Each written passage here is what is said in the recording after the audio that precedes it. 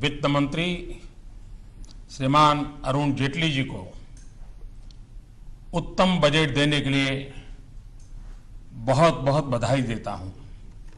ये एक ऐसा बजट है जो गरीब को सशक्त बनाएगा,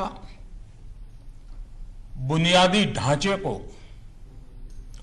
और मजबूत भी बनाएगा, गति भी देगा, हर किसी की उम्मीदों को अवसर देगा, अर्थतंत्र को एक नई ताकत देगा, नई मजबूती देगा और विकास को बहुत तेजी देगा।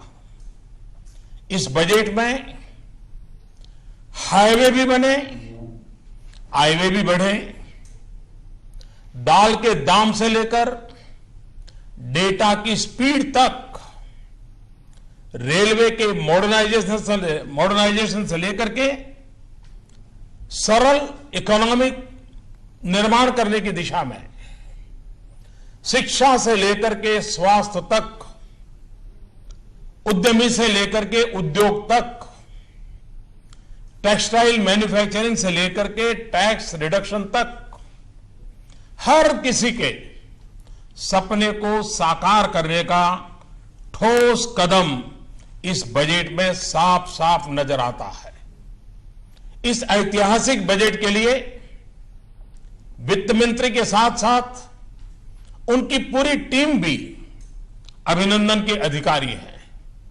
ये बजट देश के विकास के लिए पिछले 2.5 वर्ष में जो कदम उठाए गए, जो फैसले लिए गए और भविष्य में और मजबूती के साथ आगे बढ़ने के इरादों के बीच ये एक बहुत महत्वपूर्ण कड़ी है। इस बजट को मैं देख रहा हूं।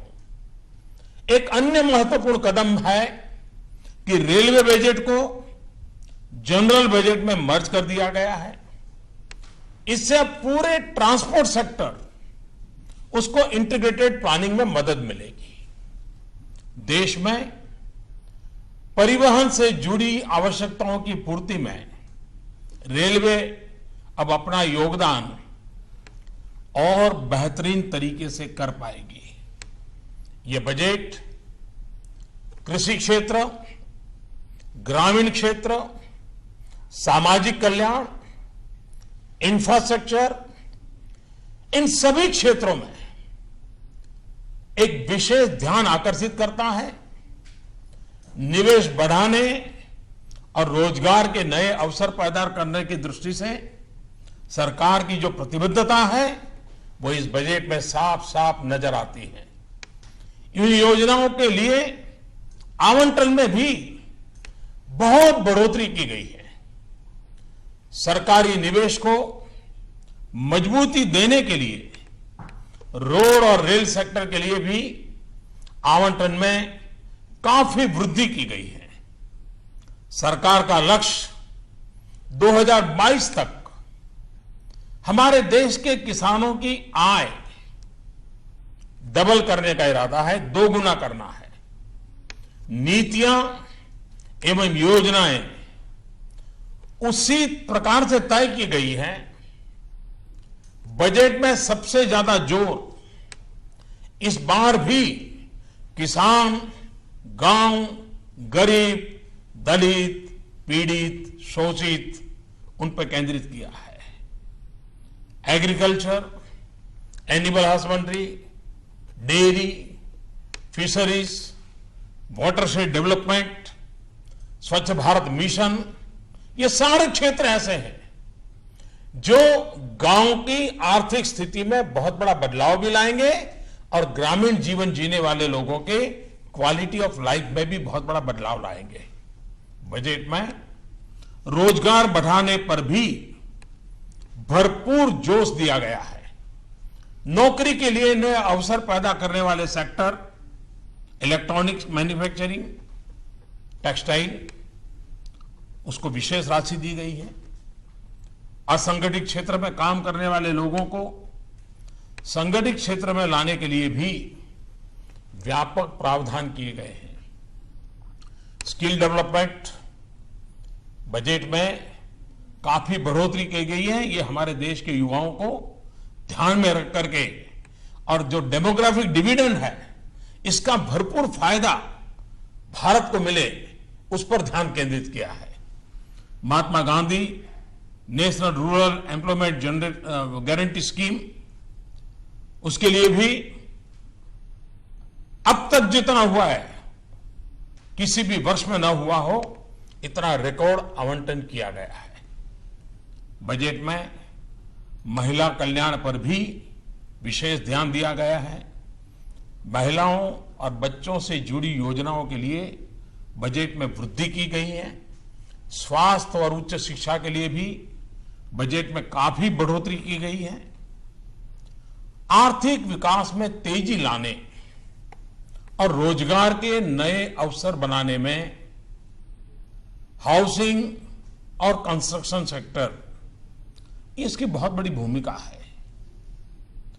ये बजट ग्रामीण के साथ साथ शहरी इलाकों में भी हाउसिंग सेक्टर को मजबूती प्रदान करने वाला है। रेलवे के बजट में एक बात पर विशेष बल दिया है और वो है रेलवे सेफ्टी फंड। इस फंड की मदद से रेलवे सुरक्षा पर पर्याप्त धनराशि खर्च करने में मदद मिलेगी। बजट में रेलवे और रोड इंफ्रास्ट्रक्चर के कैपिटल एक्सपेंडिचर में काफी बढ़ोतरी कर दी गई है। डिजिटल इकोनॉमी के लिए जो कॉम्प्रिहेंसिव पैकेज दिया गया है, उससे टैक्स चोरी की संभावनाएं कम होगी और अर्थव्यवस्था में काले धन के प्रवाह पर नियंत्रण संभव होगा। डिजिटल इकोनॉमी को एक मिशन के तौर पर शुरू किए जाने से आने वाले वर्ष में 2017-18 में 2500 करोड़ डिजिटल ट्रांजैक्शन के बड़े लक्ष्य को प्राप्त करने में बहुत बड़ी मदद मिलेगी। हमारे वित्त मंत्री जी ने कर प्रणाली में जो सुधार और संशोधन किए हैं, उससे मध्यम वर्ग को राहत मिलेगी, उद्योगों की स्थापना होगी, रोजगार के अवसर मिलेंगे, भेदभाव के अवसर खत्म होंगे और सबसे महत्वपूर्ण पहलू है कि निजी निवेश को प्रोत्साहन मिलेगा। बजट में व्यक्तिगत इनकम टैक्स कम करने की घोषणा देश के मध्यम वर्ग को ज्यादा स्पर्श करती है, बड़ी महत्वपूर्ण है।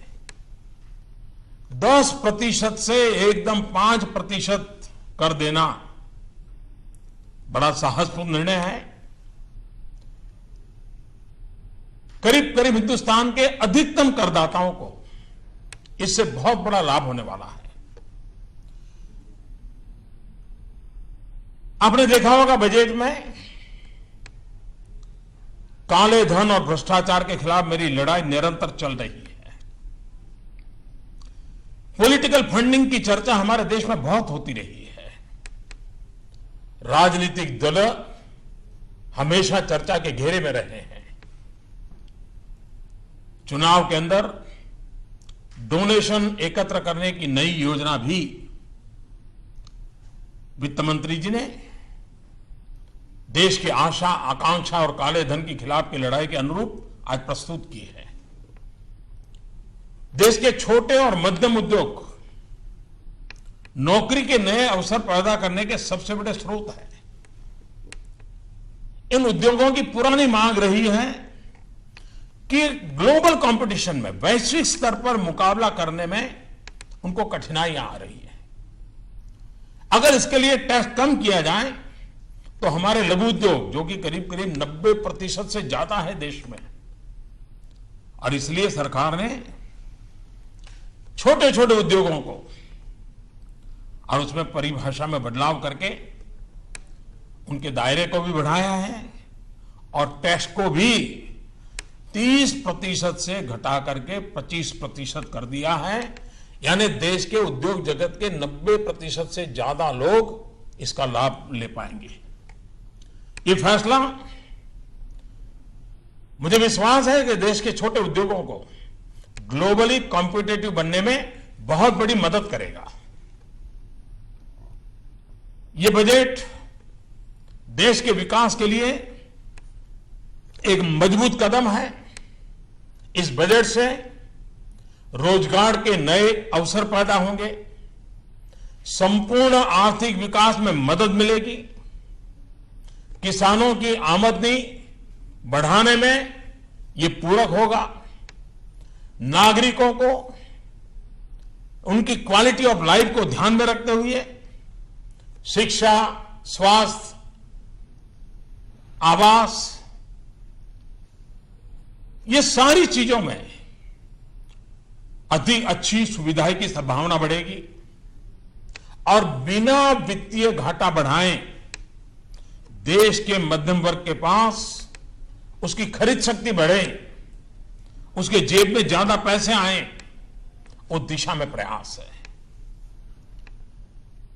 एक प्रकार से ये बजट हमारा देश जो बदल रहा है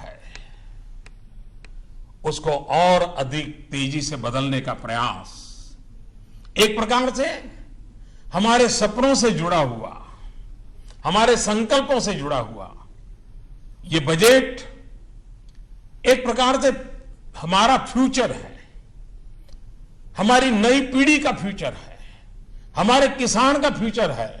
और जब मैं फ्यूचर कहता हूं तब उसका मेरा मन में एक मीनिंग है। ऐप से फार्मर्स, किसानों के लिए, यू से अंडर प्रिविलेज, दलित, पीड़ित, शोषित, वंचित, महिला, उनके लिए, टी से ट्रांसपेरेंसी, पारदर्शिता, टेक्नोलॉजिकल अपग्रेडेशन, आधुनिक भारत बनाने का सपना, यू से अर्बन रिजुविनेशन, शहरी विकास के लिए, और आर से रूरल डेवलपमेंट, ग्रामीण विकास के लिए, और ई से नौजवानों के लिए एम्प्लॉयमेंट, उद्योग साहसिकों के लिए एंटरप्रेन्योरशिप, एनहांसमेंट, नए रोजगार को बढ़ावा देने के लिए, नौजवान उद्यमियों को बढ़ावा देने के लिए मैं इस बजट के लिए इस फ्यूचर को प्रस्तुत करते हुए वित्त मंत्री जी को फिर से एक बार बधाई देता हूं और देशवासियों को उनके सपने साकार करने की दिशा में यह बजट एक बहुत बड़ी सहाय व्यवस्था है जो देश को आगे भी बढ़ाएगा, विकास की नई ऊंचाइयों को पार करेगा और देश में एक नया विश्वास का माहौल बनाने में यह बजट बहुत ही उपकारक होगा, ऐसा मेरा पूरा विश्वास है।